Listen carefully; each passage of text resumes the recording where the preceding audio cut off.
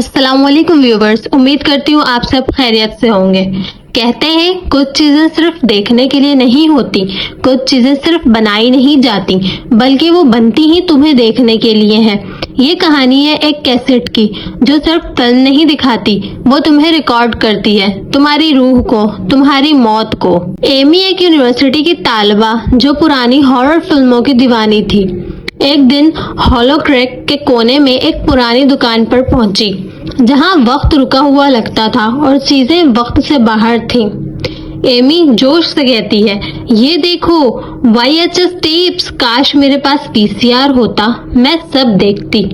آہستہ سے قدموں سے چلتا ہوا بوڑھا دکاندار اس کے قریب آتا ہے اور بوڑھا دکاندار دھیمی آواز میں اس سے کہتا ہے، یہ جو ٹیپ ہے نا، یہ خاص ہے، پر یاد رکھو اکیلے کبھی نہ دیکھنا اور کبھی بھی روکو مت۔ ایمی ہنستے ہوئے، سچی؟ کتنے کی ہے؟ بوڑھا دکاندار ایک لمبی خاموشی کے بعد کہتا ہے، قیمت اس کی نہیں، انجام کی ہے، لے جاؤ پر خبردار۔ ایمی اس کی باتوں کو نہیں سمجھتی اور وہ خوشی خوشی اس کیسٹ کو اپنے گھر لے آتی ہے، اور اسی رات ایمی نے اپنے دوست جیک کو بلایا۔ وہ دونوں کیسٹ دیکھنے بیٹھ گئے، تجسس اور تھوڑا مذاق بھی۔ جیک ہنستے ہوئے کہتا ہے، کیا ہم رانگ مووی دیکھنے جا رہے ہیں؟ یہ منحوس کیسٹ والا سارا ڈرامہ بہت پرانا ہو چکا ہے۔ ایمی مسکراتے ہوئے کہتی ہے، بس دیکھو، ڈرو مت۔ پھر وہ دونوں اس کیسٹ کو دیکھنے بیٹھ جاتے ہیں۔ وہ جیسے ہی ٹیپ چلاتی ہے، ٹیپ چلتے ہی اسکرین پر ایک سنسان راہداری نظر آتی ہے۔ آخر میں ایک دھندلا سایہ کیمرے کے آہستہ آہستہ آگے بڑھتا ہے، لیکن سایہ قریب نہیں آتا۔ پھر اچانک تصویر دھندلی ہو جاتی ہے۔ جیک گھبرا کر کہتا ہے، کیا بکواس تھی یہ، اتنا قریب کیسے آ گیا؟ اور وہ سایہ سیدھا کیمرے کے سامنے ہوتا ہے، جیسے تمہیں دیکھ رہا ہو۔ ایمی گھبرا کر ویڈیو کو روکتی ہے اور کہتی ہے، اسے پیچھے کرو، دوبارہ چلاؤ۔ لیکن ویڈیو روکتے ہی پورے گھر کی بجلی چلی جاتی ہے۔ ایمی گھبراتے ہوئے، میں نے ٹیپ روکی تھی، بجلی کیسے چلی گئی؟ جیک آہستہ آواز میں، ایمی دیکھو، یہ ہماری طرف دیکھ رہا ہے۔ دونوں گھبراتے ہوئے اس کیسٹ کو نکال دیتے ہیں۔ جیک اپنے گھر تو آ جاتا ہے، لیکن اس کے ساتھ کچھ اور بھی آتا ہے۔ وہ اکیلا نہیں آتا۔ اگلی رات جیک گھر پر اکیلا تھا، مگر کوئی اور بھی وہاں تھا۔ جیک کو جیسے محسوس ہوتا ہے کہ اس کے ساتھ کوئی اور بھی ہے۔ وہ بہت گھبرا جاتا ہے۔ اسے ہر جگہ کچھ سائے نظر آتے ہیں، آئینے میں بھی، سب جگہ اسے کچھ نظر آتا ہے۔ جیک گھبرایا ہوا کہتا ہے، مجھے وہ سایہ ہر جگہ دکھتا ہے، آئینے میں، الماری کے پیچھے، میں نے کیسٹ پھینک دی تھی، لیکن آج صبح وہ میرے بیڈ پر تھی۔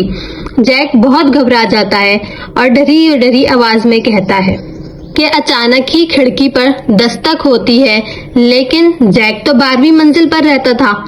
یہ کیسے ہو سکتا ہے؟ جیک پریشان ہو جاتا ہے، کیا کوئی مذاق کر رہا ہے؟ پھر جیک گھبرا کر کھڑکی کی طرف دیکھتا ہے تو جیک ڈر جاتا ہے۔ جیک کہتا ہے، نہیں، یہ آنکھیں ہیں، باہر سے دیکھ رہی ہیں۔ اگلی صبح ایمی جب جیک کے گھر پہنچی، دروازہ کھلا ہوا تھا، اندر مکمل خاموشی تھی۔ ایمی گھبرا جاتی ہے۔ ایمی دھیمی آواز میں، جیک کہاں ہو؟ ہر چیز وہیں کی وہیں تھی۔ جب ایمی گھر کے اندر داخل ہوتی ہے تو ٹی وی پر کیسٹ رکھی تھی، اس میں اب واشڈ کا لفظ لکھا تھا خون سے۔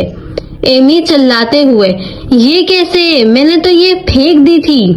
اب ایمی جب آئینے کی طرف دیکھتی ہے تو اسے اپنی پرچھائی خود سے مختلف حرکت کرتی نظر آتی ہے۔ ایمی گھبرا جاتی ہے اور وہ ڈرتے ہوئے کہتی ہے، کون ہو تم؟ کیا تم میں ہوں؟ آئینہ بدرو جیسی آوازیں نکالنے لگتا ہے اور کہتا ہے، تم نے دیکھ لیا، اب تمہیں دیکھا گیا ہے، اور وہ یہ کہہ کر خاموش ہو جاتا ہے۔ اس کے بعد ایمی کی کسی کو خبر نہیں ملتی۔ 2 دن گزر جاتے ہیں، لیکن ایمی بھی اب غائب ہو گئی، کوئی نشان نہیں، بس وہی ٹیپ ٹی وی پر چلتی ہوئی، خالی کمرے میں سرگوشیاں کرتی ہوئی، دیکھتے رہو، دیکھتے رہو۔ اور پھر وہی ٹیپ ایک اور دکان پر دیکھی گئی، نئے شہر میں، کسی نئے شکار کی انتظار میں۔ تو ویورز، اگر آپ نے اس کہانی کو سنا ہے تو شاید وہ آپ کو بھی دیکھ چکی ہے۔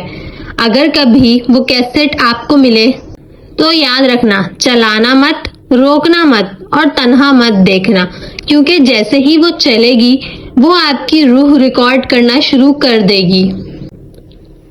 اگر آپ اب بھی سن رہے ہیں تو وہ آپ کو دیکھ رہا ہے۔ سبسکرائب کریں لیکن اکیلے مت کریں۔